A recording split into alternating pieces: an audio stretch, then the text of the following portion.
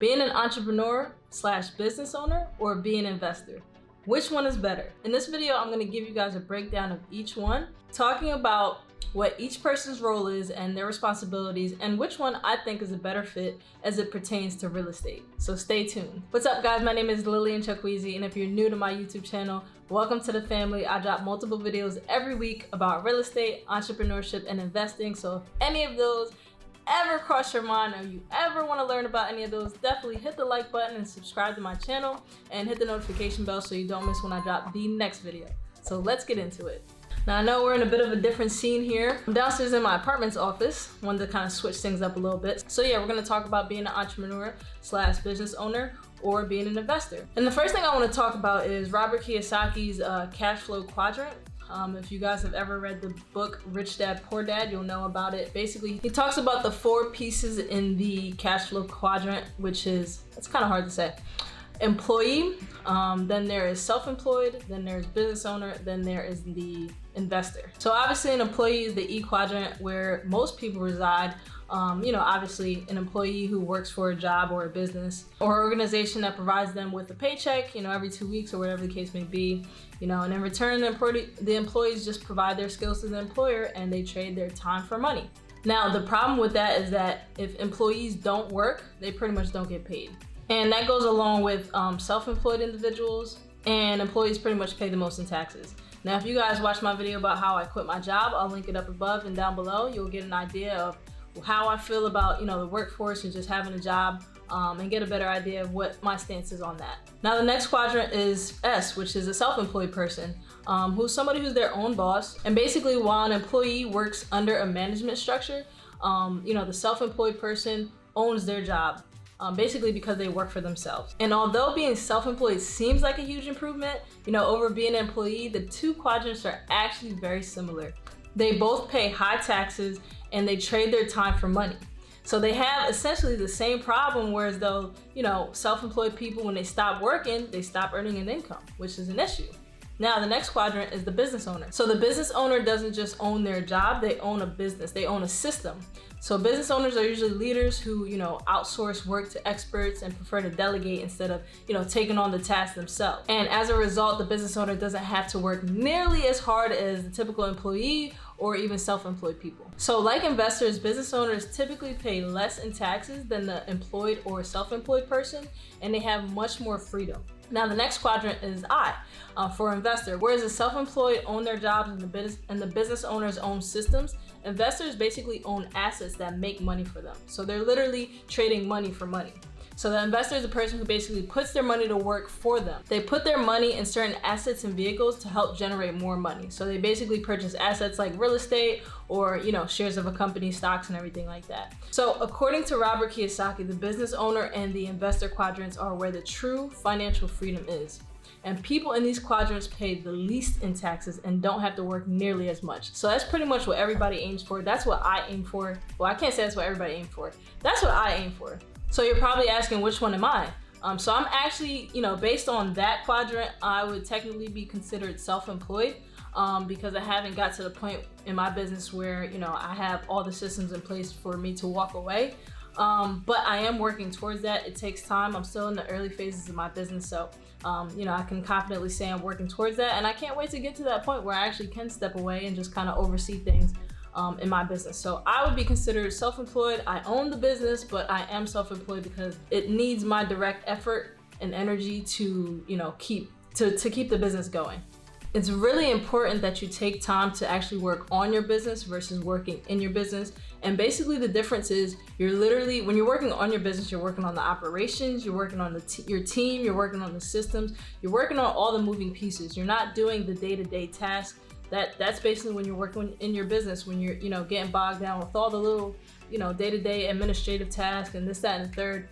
Working on your business is when you're basically working on the overall, vision or goal of where it's headed and, how to get there. And typically most people don't work on their business until they're forced to. Until something happens and they're forced to step away for some time. Either they get sick, somebody else gets sick, and they pretty much they're forced to put systems in place to have the business continue to run. Like me, for example, I'm going to Africa for about a month and a half in a few months, and I need the business to continue to run without me being there. Now, me being, cold calling and stuff, I'm not going to be able to do it while I'm in Africa. So I have to figure out, what other forms of marketing or how I can outsource my cold calling and my other marketing to continue the business and to continue to, get leads to close these deals. Otherwise, I'll be starting back from zero when I get back from Africa. Now, when it comes to real estate wholesaling, I know I talk a lot about it on my channel, but a lot of people actually don't want to get started wholesaling. They understand that it's a grind. And I actually made a video called The Truth About Wholesaling to help you guys understand the pros and the cons of the wholesaling real estate. There's a lot of good to it and there's a lot of bad. I would say there's more good than bad, which is why I obviously do it, but it's not for everybody. And truthfully, if you enjoy your job and you just have some money ready to invest in real estate, wholesaling, it may not be the best way for you to go about it. Because if you don't have the time, you really will struggle with wholesaling. A wholesaling business comes with a lot of different moving pieces. Like you gotta find motivated sellers, you gotta do marketing, you gotta do acquisitions, negotiations. You gotta go out to the properties and take pictures, deal with buyers, finding buyers, dispositions, everything like that. There's a lot of moving pieces and you just may not be ready or have the time to do that. So this is why wholesalers get paid very well, but not everybody has the capacity to do all that. But if you don't want to start wholesaling, this is why I made this video. I wanted to give you guys some other options because people tell me all the time that they don't necessarily want to start wholesaling, but they do want to invest in real estate. So I wanted to, create this video to give you guys some options and basically show you how you can still make your money work for you without starting a wholesale real estate operation. So the first couple ways I'm going to give you aren't completely passive.